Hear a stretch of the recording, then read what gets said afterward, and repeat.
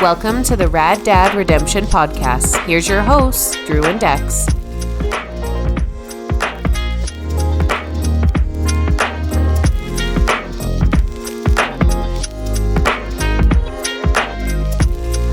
All right, episode 6.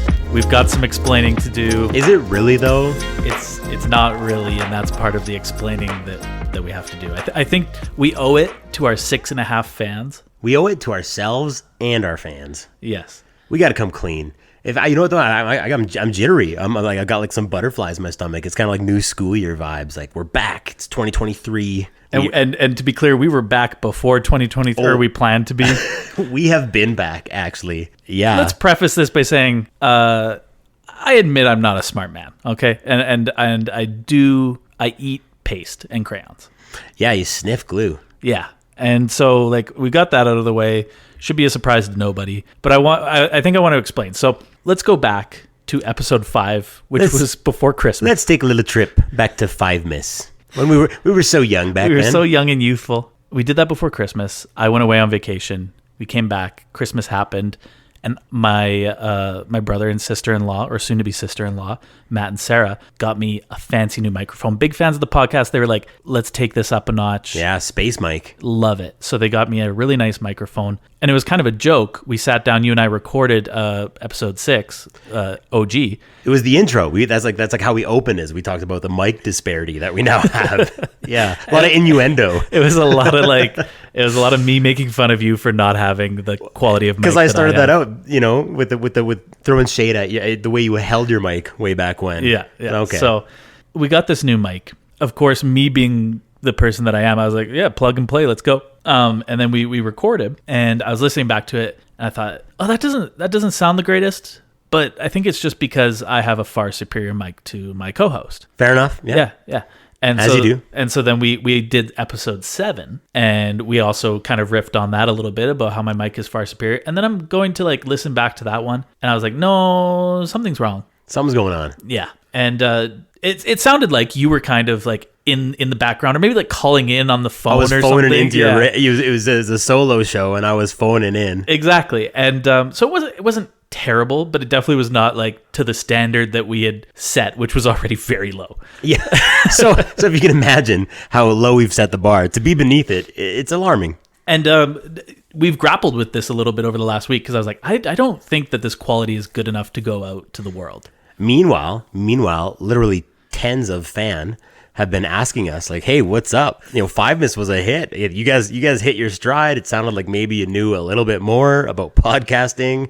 He had some funny jokes. Like, I'm waiting. Where is it? Yeah, we really fell on our faces there. And so we've kind of made a business decision. There's been a lot of discussion behind the scenes going back and forth. Episode 6 was basically us bitching about air travel. Yeah, it didn't land. No, it didn't land. So, you know, combined with the poor audio quality due to the mics not wanting to play together, we finally made the business decision. We're going to scrap originally recorded episode 6. We weren't too upset about that one. No. But episode 7 was genuinely very good. I thought it was very funny. We had a good flow going, and we were really upset about the quality of that and potentially scrapping that. Yeah, what you don't know, a little behind the scenes, is that we're actually our biggest fans. The first 2 listens on every single episode is Dex and I, and then the next 10 listens is Dex and I. And so it's both narcissistic, but also like we just, you know, we want to see how we're doing. We like to be objective. Yeah, and I would say we're both our biggest fans and our own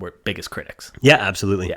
What we've decided, we're going to keep episode 7. So we're recording 6. We're doing a whole new thing. We're scrapping that me complaining about losing my golf clubs, which in hindsight is like the most privileged white guy problem in the world and not worth an hour-long episode. Yeah. Like, let's be real. We were pretty excited, but we kind of just got off. Just 2 guys really complaining. It was just 2 Karens complaining about customer service. And they lost my golf clubs on the way to Arizona. Yeah. So like very inconsequential problem that I was having at the time. It was a very big deal to me at the time with the benefit of hindsight. You know, I'm kind of glad we're actually scrapping it. You know what? When we first had that idea though, you were heated, and we had some fully heated. Yeah, we had some funny chats about it, and then like time goes on, and it was just like you kind of realize it wasn't a big deal. You're like, am I like super bougie trip to go down and golf in the middle of winter in the United States, like didn't go as planned, and some super rich friend of my mom's lent me his really nice clubs anyway, and it's like, this actually wasn't a problem. Yeah. Like this is like not even top 25 problems I had in 2022. Yeah. So we're scrapping episode 6. We're re-recording this. This is like basically episode 8, but we're going to slot it in for 6. And this is just like our fair warning that 7 coming up, we really like that episode, but the audio quality, just to level with you, is just not there. I think the jokes are there, the commentary is there, but we apologize. I apologize. Yeah. Is this our intro for 7? I think this is our intro for 6. Pick up sticks. Yeah. We'll do another intro for 7 in case somebody skips 6, and then they're like, what happened? Yeah. Well, these guys, they've really fallen off. But anyway, okay, so we got that out of the way. The 5 people that have texted me being like, hey, are you still doing this, or did you give up on this dream of yours? Like, you have all other dreams in your life. You know, we recorded 5 episodes and it just became too much. This hanging out in my basement with my best friend was very stressful on my personal life. Yeah, call it quits. Yeah, it's just, we also realizing that this is a podcast between friends and like we're not getting paid for it. So it's like also a certain level of quality is to be expected. And that is a low level of quality. So how do, like we've corrected it though. We're both now, Matt, you started this whole shebang. We both have space mics. So let's harmonize so everyone can just tell like, meet me up here, Dex. No, you're still too flat. Yeah, oh yeah. You're welcome. And that's audio quality. Put that in your Bose system and smoke it. I will. Hey, I'll smoke anything. Welcome back, 2023, man. Yeah. It's really great to see you for what is totally not our 8th episode. It's 8 minus 2 equals 6. Pick up sticks. We really like, honestly, not to keep going back, but 5 Miss, we were proud of that episode. It was funny. We got some good feedback from it.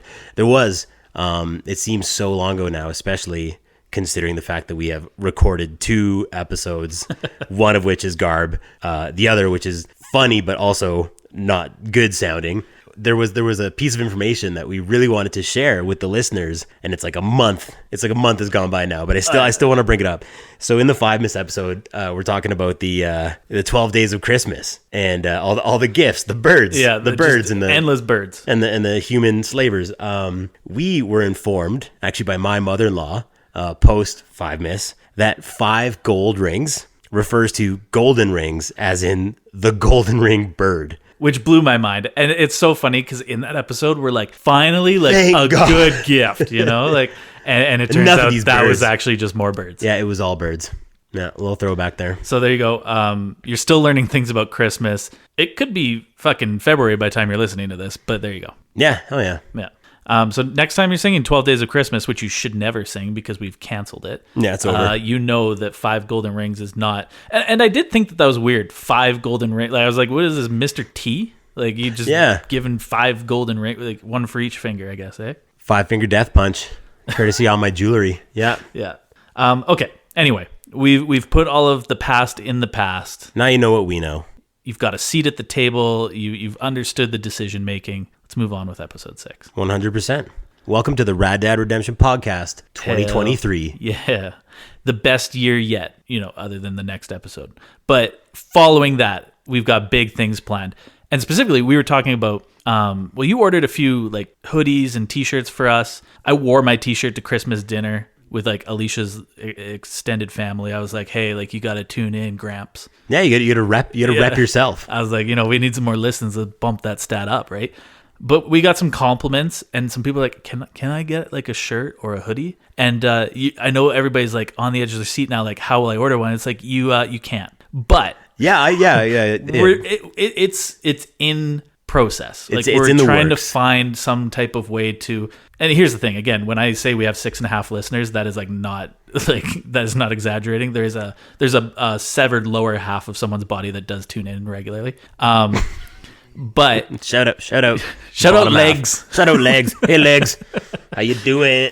But I fucking love legs. Legs is what strong silent type. Yeah, 100%. But we're trying to find some type of platform that we don't have to carry like a ton of inventory and stuff. Like we don't have to order like 100 t-shirts. So I think we've got that kind of solved. So look for that coming because, and I think we've got some fun design. Like basically we just want to make funny t-shirts is really where this is going.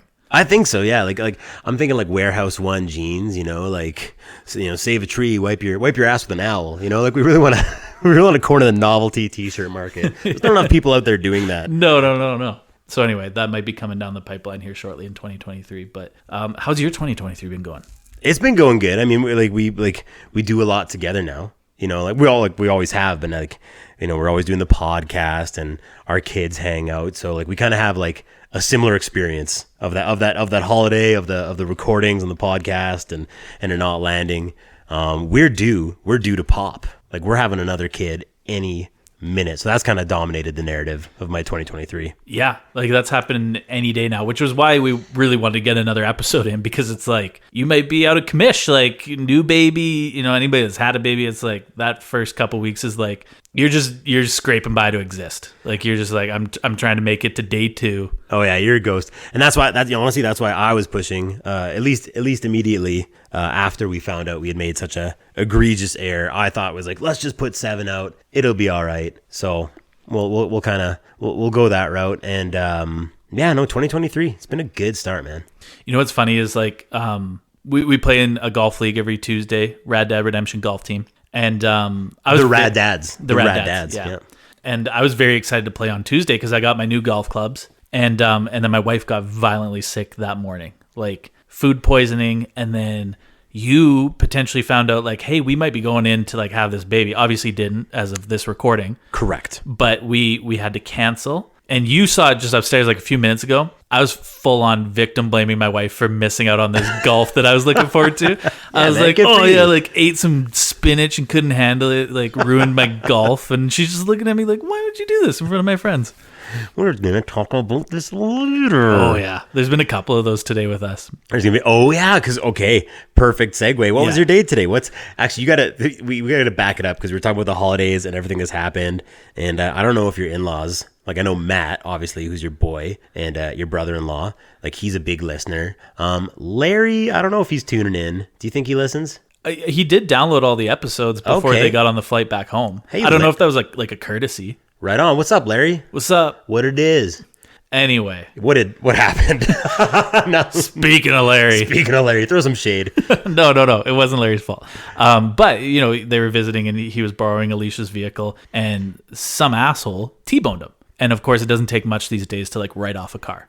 So Alicia's car got written off we just found out it was getting written off, but we kind of knew all along that it was getting written off. So today we went used car shopping, which is quite possibly one of the worst things you can do in this day and age. Like it's bad on any day, but like just in this used car market, used car shopping is the worst right now. Cause it's like, oh, here's this, like the transmission's dragging on the ground. Like it might get out of the parking lot.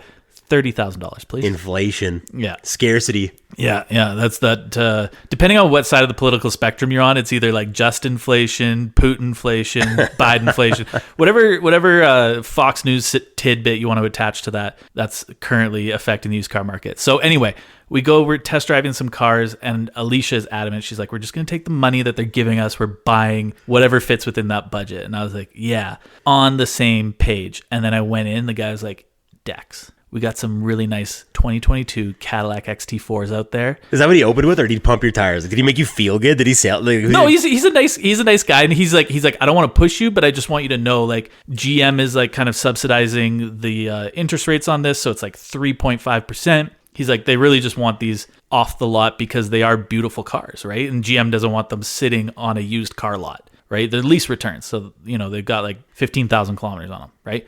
And so I was like, well, tell me more. And so I go in and Alicia's like, yeah, so we picked out a used vehicle. She's like, go, put in the deposit or whatever you got to do, talk to the guy. And then we're going. And I come out and I've got a receipt in my hand. I was like, I put a deposit on that white 2022 XT4. She's like, that's not what we discussed whatsoever. And it's funny because, I called him and I was like, hey, so not a good move on my part. And he was like, yeah, I understand. So I didn't catch this. You did. You phoned him back? Oh, yeah. I was like, hey, so actually the original vehicle we drove, the 2015, we're going to just go with that. So just move my deposit over. He was cool. Yeah, no problem. But this is like happened before in our relationship, Alicia and I. there was back in 2014, 2015, I really wanted like a little, we didn't even have kids yet, right? So I really wanted a little, like, not a race car, but something fun to drive. And so I was like, Alicia, I really want a Ford Fiesta Mazda ST. Miata. Yes. Yeah, Mazda Miata. No, I want a Ford Fiesta ST, which is like this little turbocharged, like, racing hatch, like, really fun to drive. Ken Block, rip. Yeah. Rip Ken Block. Sorry, buddy. So I was like, I really want this. I'm going to go check it out. They've got some in Calgary. We lived in Medicine Hat at the time. So we drove the 3 hours to Calgary. Unbeknownst to her, I was like, when I said we're going to go check it out, it's like, actually, we're going to pick up the one that I bought. This transaction is complete.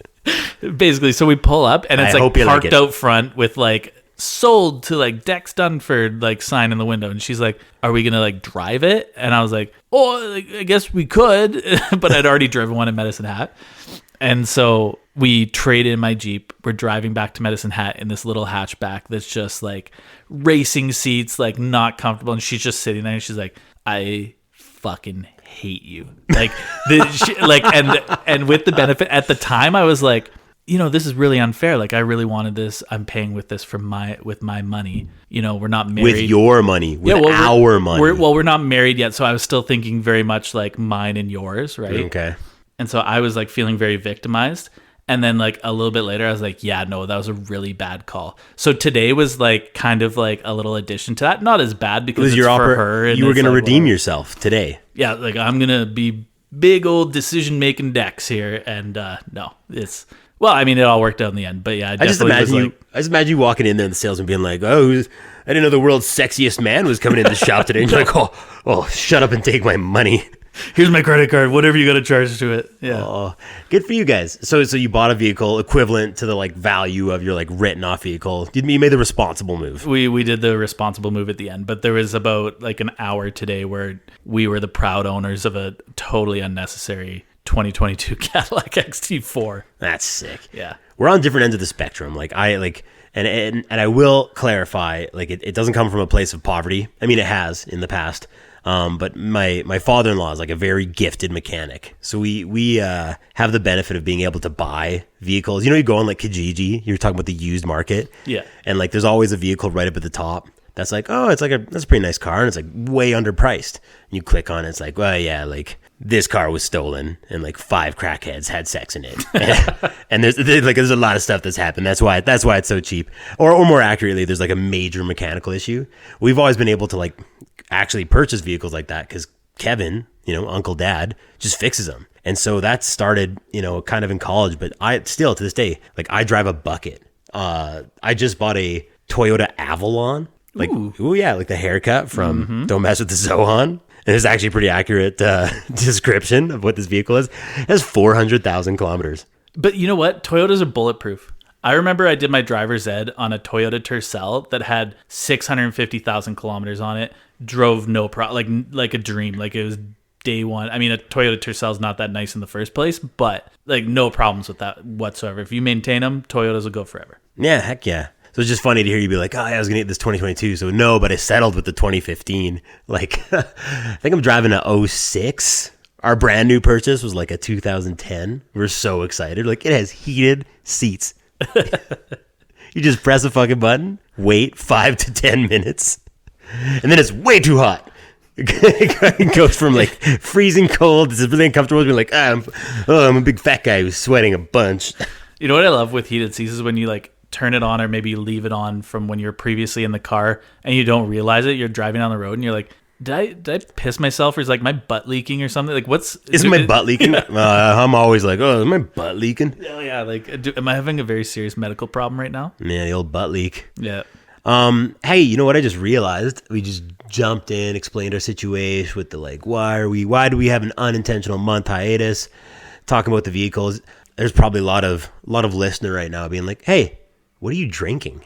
What's the Mountain Dew today? So it's actually it's a Saturday tonight, and I went ahead and made the executive decision to actually purchase an alcoholic beverage. Not something that we're going to do all the time. We actually are very mindful to like keep it even keel. We want to be coming to you from a place of like, we know what we're saying, but we thought it'd be nice to like, we're going to have a cocktail tonight. So we're drinking Lone River Ranch Water Hard Seltzer, and shout out these guys. It's not bad. No, it's actually quite nice. Very refreshing. I could easily have 9 or 10 of these. I could easily have 500 of these. I could easily have 20 of these. I could have so many of these that I fight the bouncer at In Cahoots later tonight. Yeah. Oh my God. I love the name. I love ranch water because I just love what it implies. Like, just makes me think that like all these rural communities or people living out in the boonies of Alberta, like this is what they consider water. They don't call it ranch water. It's just water, and it's a tequila seltzer. Yeah, and brushing their teeth with it. Yeah. Well, the thing Ranch is, life. it's a very unappealing name because when I hear ranch water, I think of like a slough that a cow's been shitting in. Yeah. It's just like, we got some of this E. coli infected water. Like, drink it down, you piece of shit. Do you remember Shano's bachelor party? Yes. We all went out to this spot in the mountains, and they had this. They had a pond, and like Dex is a country kid, Sean's a country kid, but like the majority of our crew are like they're city kids, and so like you see a pond at this VRBO, you're like, it's a pond. It's like it's a little lake, little personal pond to have a dip, and I think. Like it didn't look too refreshing. Like it was pretty obviously like a pretty gross body of water. I did not get in it. You didn't get in it? No. Oh, I see. Because I was looking out at it, and there was like horse pastures like all around it, and like not big, not like these horses can walk for like miles. They were pretty small horse pastures filled with like hay and horse shit, and I was all like filtering into the pond, and everybody's like, "Let's go for a dip," and I was like, "Nah." And they had hogs, remember? Yeah. Specifically one hog that was a danger to everyone at the party. But we ended up doing like a team relay race through this pond, and it was fun. I don't know, everything's okay. But when we were leaving, when we were checking out, the lady who had rented the place to us and was staying like near the property at the time. And they lived there or whatever. Yeah, they were able to like monitor that we weren't burning the place down. And like as we're leaving, she's like, "Oh, I noticed you guys like all went swimming in that like septic pond." Like you're all gonna want to probably immediately go to the hospital. Yeah, and, go get your pee holes swabbed. Yeah, and if your butts are itchy, that's just the worms that you've definitely like got living in there now. So we've had some really good like bachelor party Airbnb experiences, and I always think of and this is why I'm never allowed to plan a bachelor party ever again, is when I planned Tom's bachelor party. Oh my God. And I was like, we wanted to meet in Sylvan, halfway between Edmonton and Calgary, where everybody was coming from. I will apologize. I will actually, before you even get into this, before we dive into this, there is a version of me that is sorry for how I treated you on that weekend, but then there's like a much larger portion of myself, a much bigger percentage that's like, no, that was pretty fucking. That was a bad book. That was a bad booking. What happened? Walk us through it. So really, it's like we want to meet in Sylvan Lake. It's the middle of the summer, so like pretty popular spot in Alberta, and we're going, and we need a spot that will have enough rooms for, I don't know, there's like 12 of us at least. It's a big crew. Yeah. And that already limited it. And I was looking at one place, which in hindsight would have been way better because it was not an acreage, but it was kind of like one of those larger like suburban spots, right? And then had like places to go, like maybe like bars and restaurants. Totally. And then there was this other place that was measurably cheaper, had enough rooms, was in Sylvan Lake. But again, like Sylvan Lake is a pretty big town, like a decently sized town. And we booked it, and she was like, "No parties." And I was like, "Well, we're just having a bachelor party." But I'm hearing what you're saying. I remember when I booked it, she was like, "Just want to clarify, like, what is the event?" And I didn't know what to say because, like, again, there was 2 places that would have accommodated us in Sylvan Lake for the size of the group. For the size of the group, yeah. And and just that's the busy season there, right? So, and she was like, "Well, what is this like?" And I was like, "We are a traveling group of beach volleyball players." Is that what you actually said? That's what I said. And she was like, "Oh, well, I'm really glad to host you, and like you're pretty close bunch to of athletes, bunch of responsible athletes." Yeah. No, I'm the fattest beach volleyball player you've ever. A hot dog cart. I'm the hot dog cart.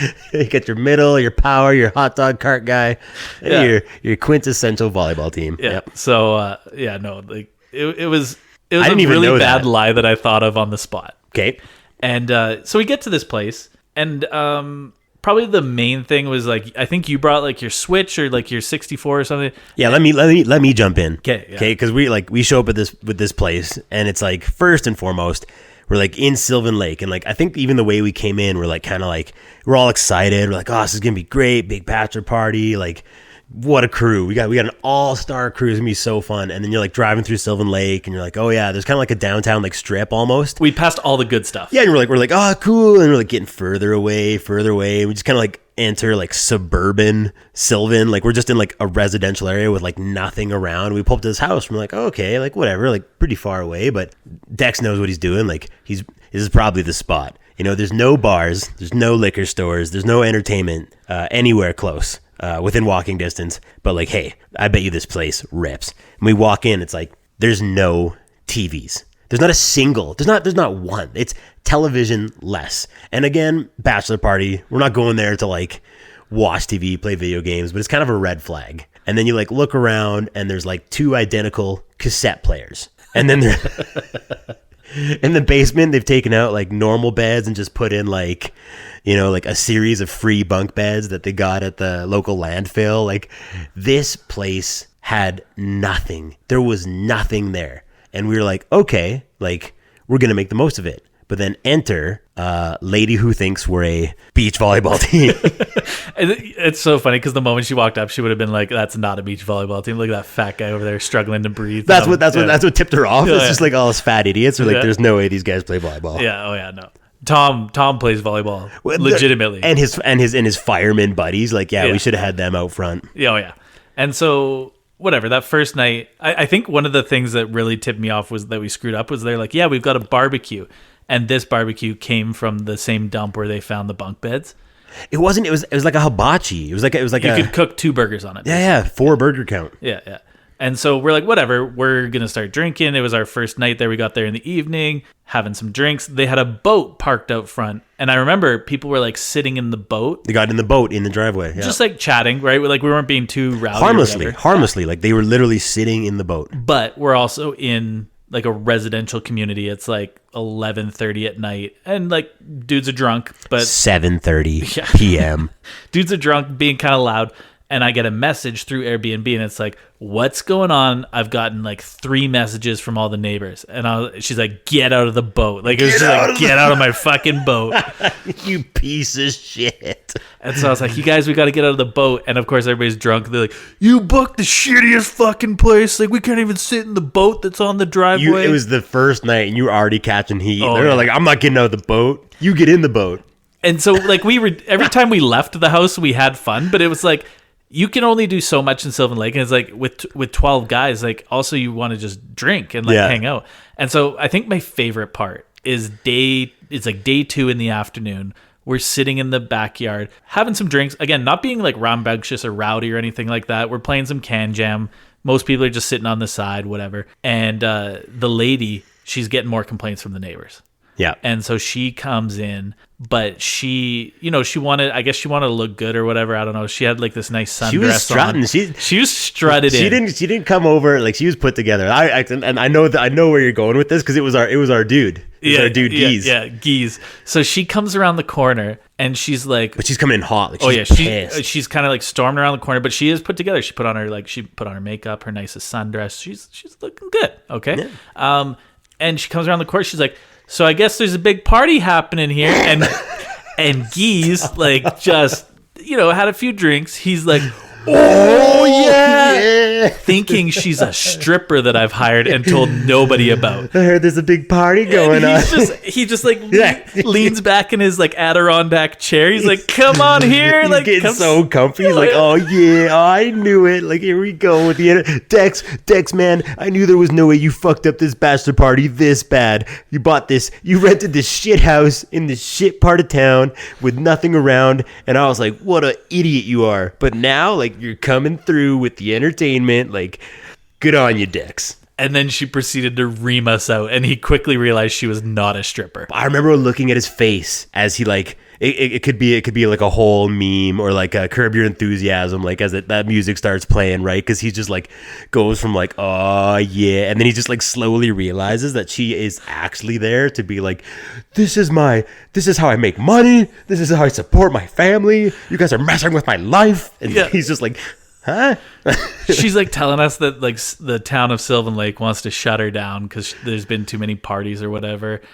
My favorite part, and we still quote this all the time, is she was like, we kind of got to calm down. We're like, hey, it's 3 p.m. We're not making that much noise, and we're going out tonight. We're going out to the bar.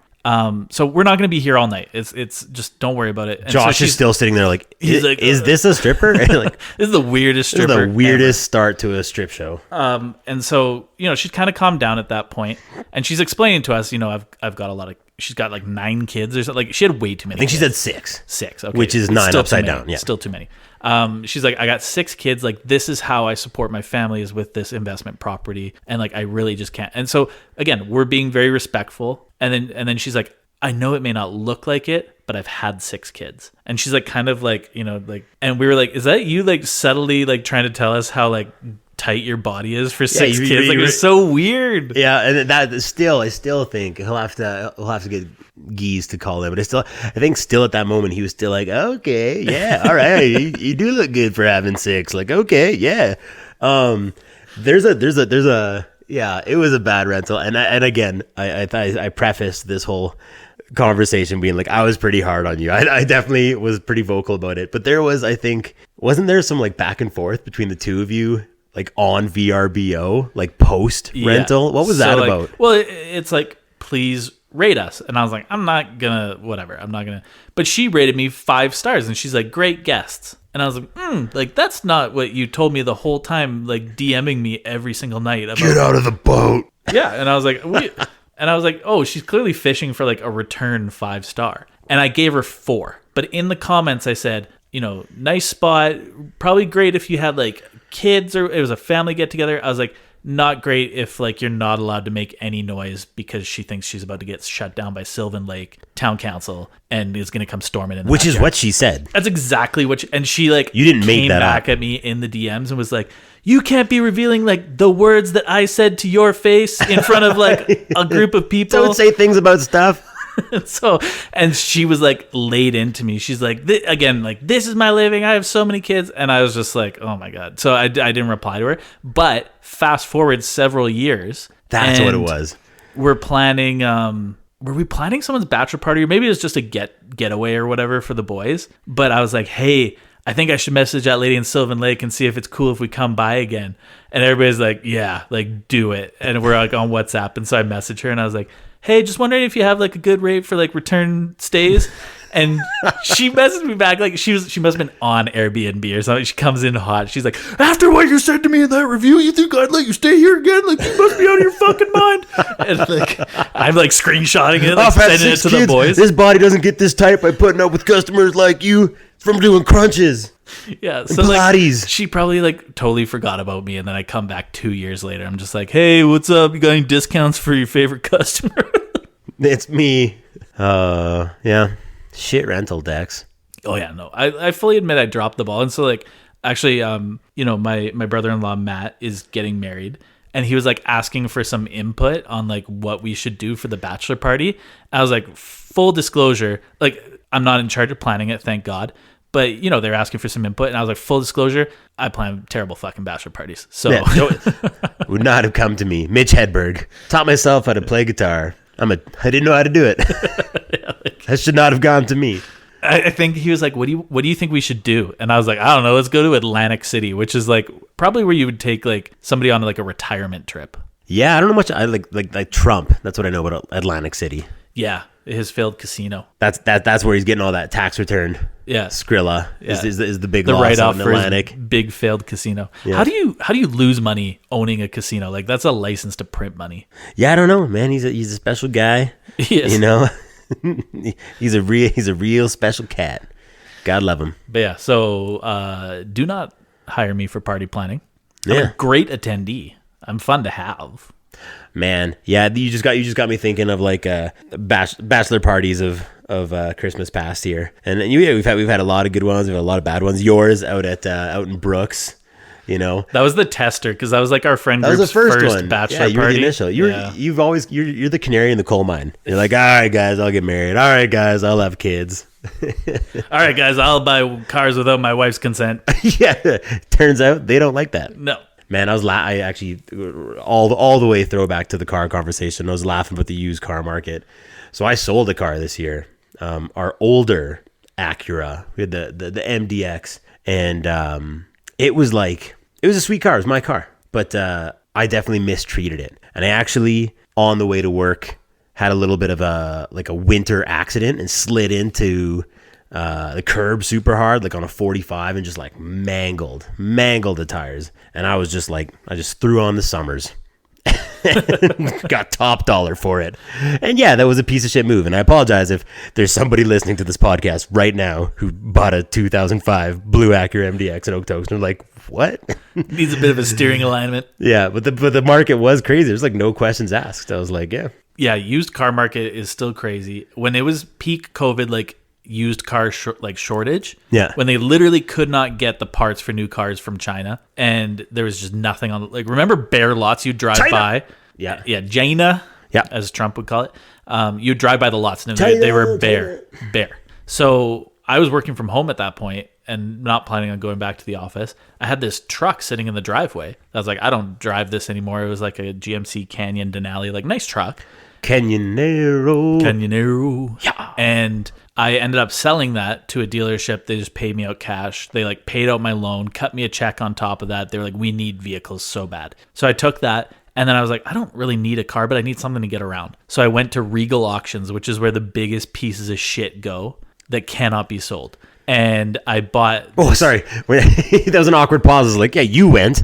Yeah, I went. And they they listed me. Nobody was buying. They kept dropping. No, I went there. I got a 2011 Buick Regal. Okay. It only had like 100,000 kilometers on it. And as soon as I'm driving it home, I'm like, ooh, this car's like shifting pretty hard.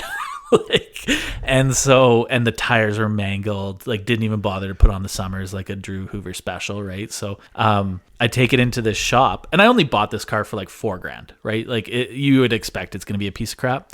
I take it in, they're like, yeah, like your transmission's ready to like blow up any minute. You're leaking oil from all these different places. Whoever was maintaining this had no idea what they were doing about cars. They like punched a bolt into the engine block and it's like leaking oil out of there.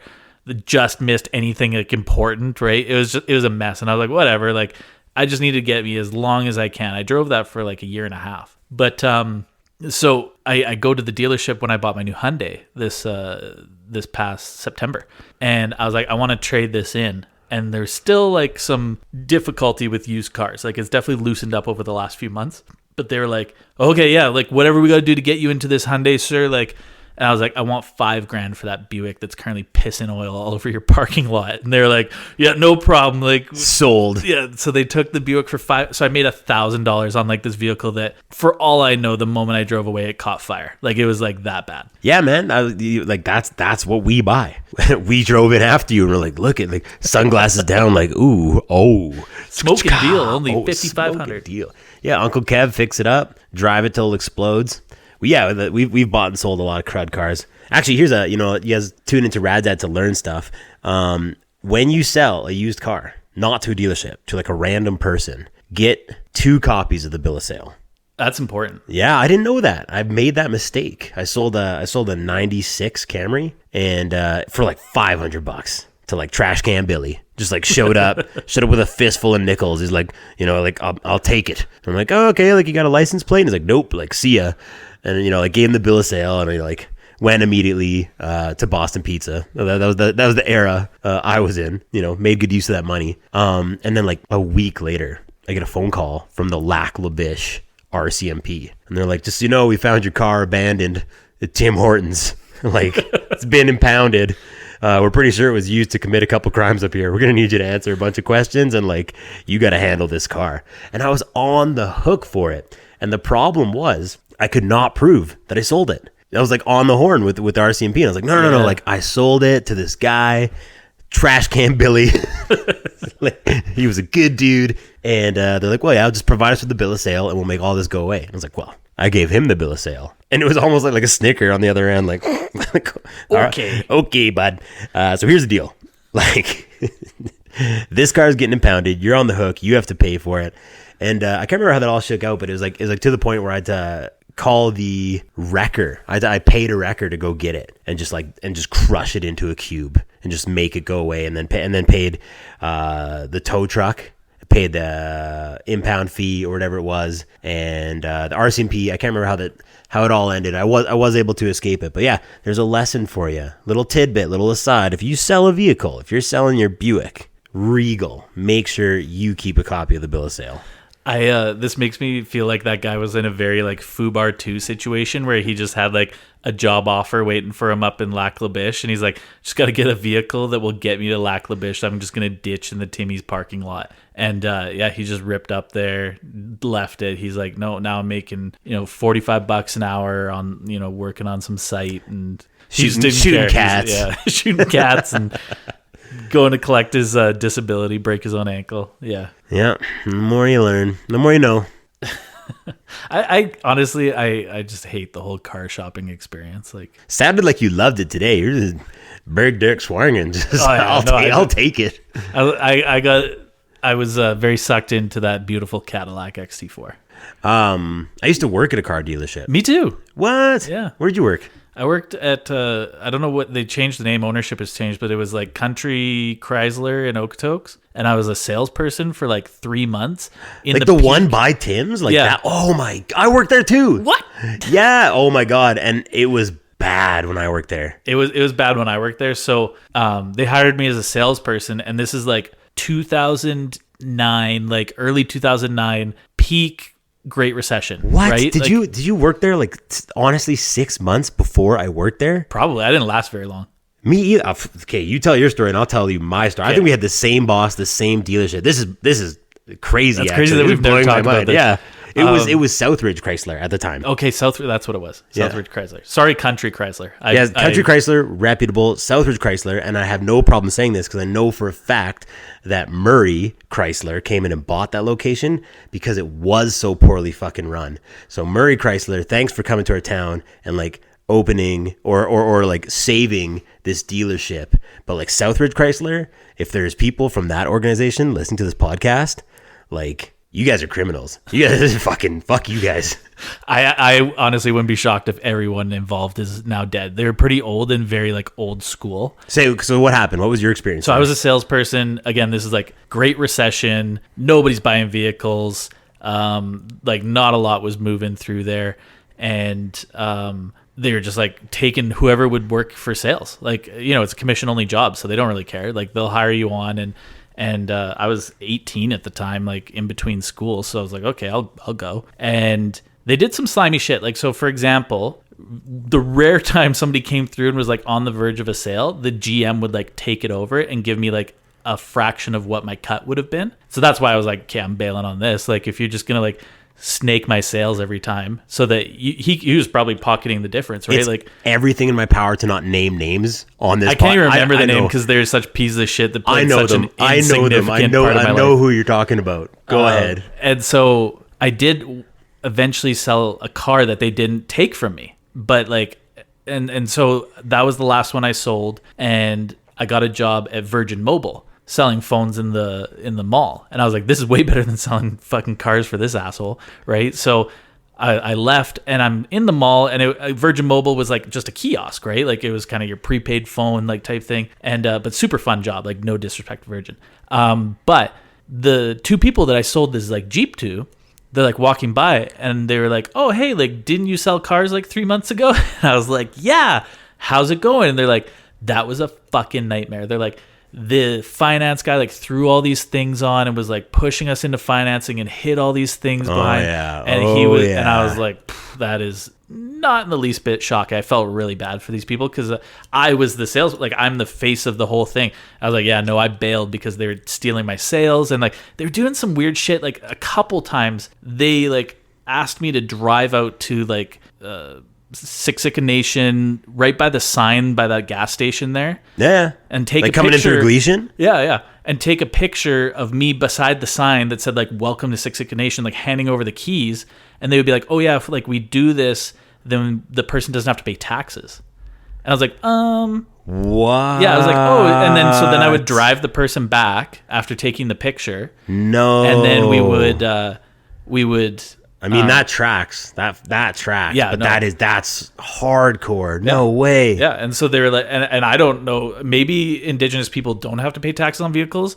I'm not sure, But I'm like, one of the guys I was like, again, I'm not looking at him like, oh, you're definitely not indigenous. Like, I don't know your background. But I felt like I was driving out there and we were like definitely doing some shady shit behind the scenes. So I'm telling you, I worked there like within months of you, because I was 19, and I had back in the day worked as a detailer at the Ford dealership in town, and it was an awesome job. It was a really great job. But I was in high school, whatever. Had a couple other gigs, and then needed a job, and I was like, I've done this before. Like they were looking for a wash bay person, and so go in, start this job, and like it's immediate red flags. They're bringing in vehicles that have like really rusted out bumpers, and there's like one of these things that you can like, an upsell in the dealership is you can get like rock guard underneath your vehicle, right? You buy the new vehicle and you pay extra for rock guard, and very much a technician like goes through with an aerosol can and like rock guards underneath your car. They would have me spray paint black bumpers with rock guard. Like I'm like a wash bay attendant spray painting cars in this dealership. So like you're coming in to check out a car and it like looks like, nice, black, fresh, but it's like formerly, like as in 30 minutes ago, a rusted piece of shit bumper. Like, oh yeah.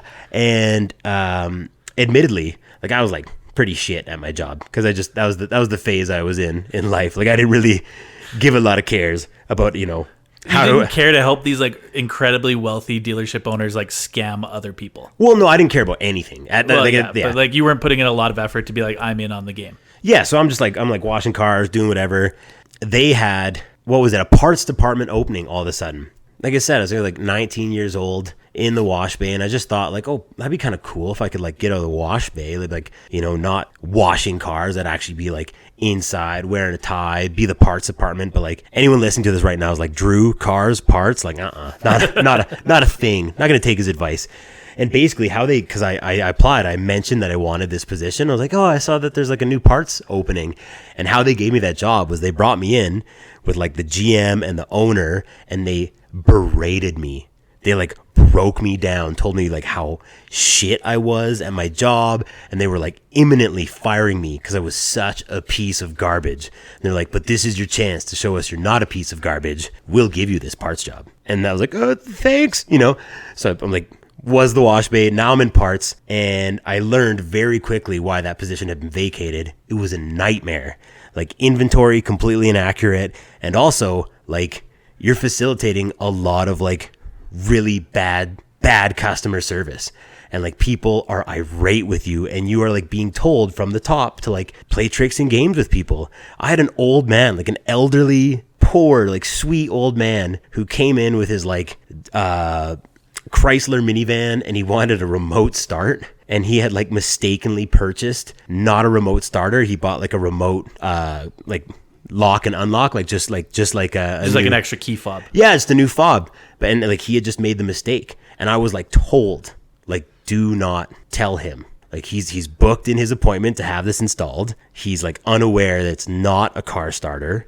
Like it's not going to like help him like have a warm vehicle to get into in the middle of winter. This like old, really sweet man.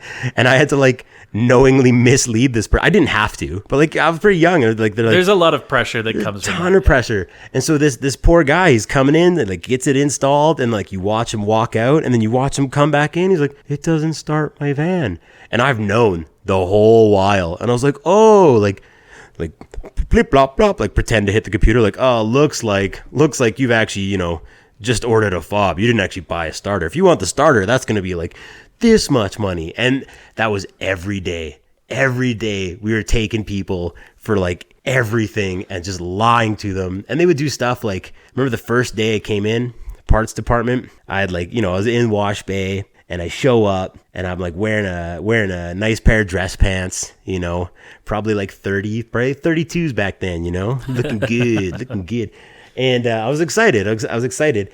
And they just like had there was this massive snowstorm the night before. And they were like, oh, Drew, like, looks like we need someone to go and shovel that sidewalk in front of like, like the Northridge Drive, like And like, I didn't wear like outdoor clothes. I didn't bring like winter gear because I wasn't in the wash bay anymore. I was wearing like my one pair of dress shoes that I borrowed from my dad. And they're like, yeah, that's fine. And I'm just like out there, like no gloves, no boots, just like shoveling snow.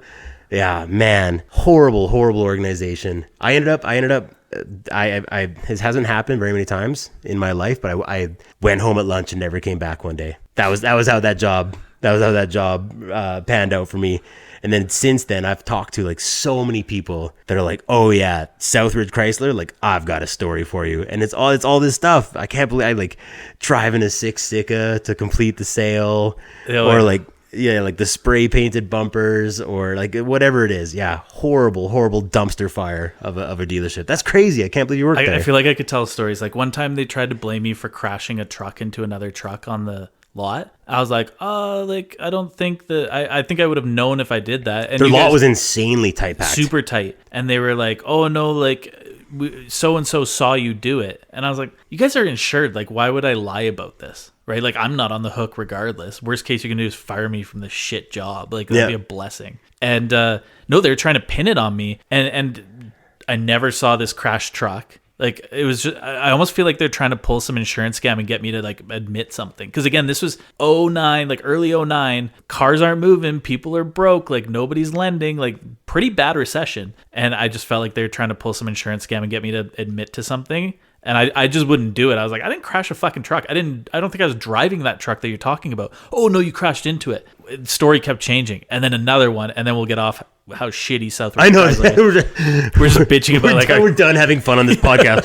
I hate this dealership. Yeah. Sorry, listeners. It was wild though. It was fucking wild. And we're actually like, just to clarify, we're having this revelation right now. We literally had no idea that like we both worked at this absolute criminal organization like in the same year. I'm pretty incredulous right now. But another one, this person, they wanted to buy this Saturn, and it was like a Saturn Ion. It had been sitting on the lot forever, like since I got hired there. This thing had never moved, and it was a piece of crap. I mean, it was a Saturn, right? So they were like, oh, somebody's coming to look at it today. We need to get it out and kind of like clean it up a little bit. And they send me out, and I'm trying to move this, and it won't move. Like I can hear the engine. It's kind of like trying to lurch. I'm like, it's not moving. I go out, and we can't get the parking brake off because the parking brake has rusted to the rear wheels. Like it was just, and they were like, okay, well, so then they send this guy out there, and they're like, just refit. And so he's like, it sounds like he's in like Tokyo Drift. It's just like, and he's going like 5 kilometers an hour through the lot, and these tires are squealing, right? Because they're just not moving. Just the front ones are like pulling along these back tires. And they take it into the shop, and they're just like spraying the wheels with WD-40. WD-40. Oh yes. Oh my God. And I was like, this person is going to, and obviously it's going to rust in again like a month later. Not before getting sold. Yeah, not before getting sold. And yeah, those guys are a piece of shit. Speaking of Regal Auctions and the type of crap vehicles that get sold there, that's where they're buying their vehicles from. So like reputable dealers, if they take in a trade that they're like, we can't have this on our lot, like we can't be responsible for this, we're going to send it where there's like no guarantees, things get sold cheap, they send it to Regal Auctions. Like that's what they do with their trade-ins. Southridge Chrysler was buying their vehicles. That's where they're getting them from. Oh. They're just buying these like rundown that no other dealer wants on their lot whatsoever. Do you remember the owner? He would drive like an SRT, or not SRT. Yeah, SRT 8, like Jeep Commander or something like that. But he would park right beside on the outside of his office, like against the glass. I don't know if you remember that. I do remember that. Yep. And it was, someone told me, like in 100% sincerity, they're like, he does that because he ripped some guy off so badly one time that the dude promised him, like, I'm going to drive through your fucking office one day and kill you. And so he was like, I'll park my Jeep there. Put his Jeep there as like a barricade every day because he was afraid of this like raging, angry customer that he'd wronged so horribly was going to like come back and get him. And I was like, I believe it. I think that's real. I don't doubt it. Like, honestly, the people that I sold that vehicle to, and they're super nice people, very like mild-mannered people. And, they were like pretty upset when they were telling me all this story, and I was like, man, you catch somebody who's like got one screw loose. Oh yeah, I don't doubt it. I could see like they probably sold because they're like, okay, 80% of Okotoks now hates us. We're on like 40 people's hit lists. Like, let's sell out and get out of this business. I was there when they're like front like the secretary, the receptionist. Her name was Shelby, and she like was like overjoyed one day because she was telling everyone that she was pregnant, and then like the next day I was in, like, gonzo, They fired her? They fired her. Fuck, those people are pieces of shit. I know. I just can't believe it. Yeah, what a wild. This podcast funny. took a turn. Oh, It was like did. an expose It did. on like a closed dealership in town. Sorry, listeners, but maybe I bet you there's someone here in this episode that's like, oh yeah. I fucking know about and that place. at the rate that they're going through employees, and you know, I would say probably a lot of our listeners are, you know, friends and family in Okotoks. Yeah. There's probably other people listening that worked there or bought a vehicle from there or have some relationship with them at some point in the past. Well, hey, this is like a little segue. Send us an email. We're always dying for Actually, like, really please, if you have a Southridge Chrysler story. Yes, raddadredemptionpodcast@gmail.com. You will get read on air. It's you know, an easy way to have a little fun. And I will just one more time to clarify, it is now defunct. Yes, And we have to clarify that the one that is in its place now, totally different ownership. Murray owns it. Like Yeah. it says And Murray actually, Chrysler. I've bought a vehicle from Murray in Medicine Hat, and they're not scumbags. No, so they're good. They're it's defunct. yeah. The one we're complaining about is gone. For all we can hope, He's the gone. owner got run over by an angry customer. Man, I wish that like that did happen. Maybe I wish. But what a sight to see! Let's like backpedal. Let's take a minute What there. a day at work that would have been. Oh my god! You're just like, I hate my fucking boss. He's stealing my sales, and some ram just comes flying through the glass and just crushes him against the wall. oh man, That'd be wild. That's so Breaking Bad. You're just having like the worst day. You're like, I wish something bad would happen to my boss, and then, he just gets like Ram 3500 dually, just absolutely squished, and you're like, goy, doy. I would feel genuinely bad that I'm like, oh no, did I like wish that into existence? Did I make that happen? You're like, I have powers. Like, just start thinking stuff into existence. Oh god.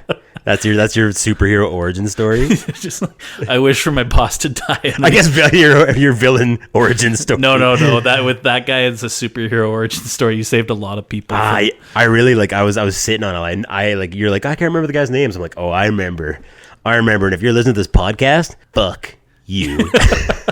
Fuck you guys. I remember their finance guy was the slimiest motherfucker ever, and he was a big dude too.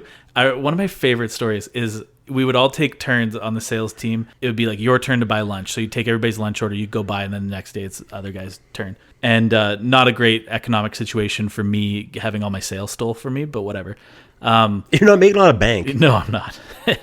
And so one day everybody's like, yeah, we want Subway. And it's my day to go buy. So I'm going around, I'm going to Subway, I'm taking everybody's orders. What do you want? And I go back to him and he's sitting there like breathing heavy, sweating heavy. And I was like, I'm going to Subway. What do you want? And he's just like, oh, that food is disgusting. It always makes me sick. It's horrible for you. Why don't you swing by McDonald's just for me? And this is like peak like Jared Fogle before he got caught like touching kids and stuff, right? Yeah. So like I was like, no, like Jared just like scoops out the bread and he's lost a ton of weight and like You're very pro Jared at that point. You're really dating ourselves. Jared was a hero. It's before we knew the real Jared. Yeah. This is just back when he was holding up those big old pans. You're like, this guy's a fucking man. No way. Jared, he's an example to everybody. Yeah, no way he's doing anything untoward. Oh, so actually, you know what? This is a now defunct podcast. That was it. That's the one. That's the We're one that done. gets us cancanceled. Yeah, we're canceled. God. It's not my fault that Jared Fogle did that. Yeah, fuck that. Yeah, you know what? You know, we're living in this wokest culture. Like, we didn't do shit. We're allowed to talk about these things. We're good people. All I've done on this podcast We are not is make fun Southridge- of Jared Fogle and wish that the Southridge Chrysler guy had been crushed by an angry customer. Wouldn't that be something if we like record this episode and then go Google and it's just like the reason it changed hands from Southridge to Murray was like the owner got crushed? We're gonna have to look this up. We will have to look If it you hear up. the jingle, If you hear the little cut in, hey, it's man. like, yeah, we're really sorry for everything we just said. Like, rest in peace. yeah, hey, play that owner get run over by a car jingle you've been working on. Yeah. Now we'll pause and do the laugh after. Oh my god.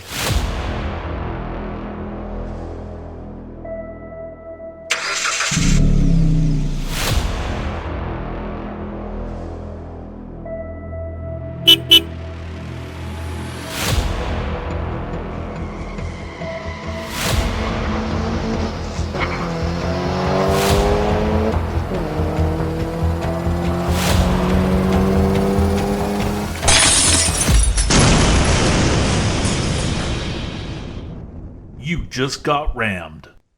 Yeah, crazy. What a fun episode. I feel like probably more fun for us than the other people that are listening that did not also work at Southridge Chrysler. Fun and great audio quality. We were all over the map. But you know what? The cool thing about that is because we did say that coming into this episode, one thing we just wanted to touch on is we were going to talk briefly about like what we've learned so far in this process in being podcasters, in doing Rad Dad Redemption podcast. We've found that like I think I am speaking for both of us. You know, it's when we are able to just be conversational and to just shoot the shit that we have the best listening episodes. If that's a weird way to articulate it. It sounds better. You know, like it doesn't sound like rehearsed or contrived or anything. Yeah, when you pick a topic, you know, and that was the original episode 6 was like, you know, the WestJet. We had like, we really I had a list of things that I hate about WestJet and everyone that works there. Yeah, and we're just reading off an itemized list. And you know what else? You know what else I didn't like? You know what else I don't appreciate about airlines? You know, so the customer service was incredibly poor. Yeah, terrible. Meanwhile, people are like Sunwing trapped in Mexico with like gang violence after they arrested that car, and I'm like, they lost my golf clubs. Yeah, getting their plane shot at, and you're like, yeah, well, I had to borrow a wedge. Unbelievable. So no, we are actually pretty intentional in the fact that we come in, we got some loosey goosey ideas, and we like to let it rumble. And especially now that we have this like beautiful audio quality, and we're not going to have this problem with our recordings again. Like it's going to suck if we like hit end record and we classic after every show we like listen to some tidbits and it's just fart noises. Like the mics just didn't want to play. We're just talking about Southridge. Put on the fart noise setting. It just transcribes every syllable into like a different. It's actually a dope setting. Trademark, patent pending. The fart mic. The fart mic. The fart mic 2000. Another thing I've learned about myself maybe is I find doing this very therapeutic. I do it just as much for myself and like my own mental health as I do for like any type of... I could honestly care less if people listen. I just have fun doing it. And it's fun to just like talk and like be a little creative sometimes in a different way than like our normal jobs require. Yeah. Yeah, we absolutely. We had talked about that before, like in our planning sessions when our wives are like, "What do you guys do? You're planning a podcast? Oh, you got your 5th planning session." You know, we talked a lot about like you get bogged down, you get busy, and you know, especially you and I, we've always been like decently creative guys, you know, like you were in the radio industry, like as a kid. We shouldn't mention that I was in the radio industry because when people hear the quality of the next episode, probably Mount Royal Broadcasting School is losing all enrollment. They're just like, this is what you get out of that? Ooh. Well, you didn't have to name drop your school. No, actually, Mount Royal Broadcasting Program is an excellent program. I'm just a terrible student. There you go. Yeah. There you go. Yeah, no, it feels good. I'm like, we're always, you know, you kind of lose that as you grow up and you get older and you join the rat race. So no, it's been really great to come down to the studio and just shoot the shit with you, man. I love it. It's a ton of fun. We have fun. Should we wrap this up? First episode of 2023, technically third. The 3rd episode of 2023. Thank you for tuning in again, everyone. Thanks for your patience for episode 6. And again, episode 7, audio quality is straight doo-doo, if to use a technical radio term that I learned in school. Yep. But I think the conversation, the comedy is there. So we'll run with it, and it'll be an aberration, I guess, you know? Yeah. Definitely continue to tune in. I think you should check it out. If you made it this far, and like if you actually made it this far with our podcast, then you definitely should check out episode 7. If you're not the former owner of Southridge Chrysler who's turned this off in disgust and is having his lawyer draft a letter right now, you've made it this far. He's a bitch. He's dead. Fuck that guy. Yeah. All right. Thanks for tuning in, everybody. Have a good one.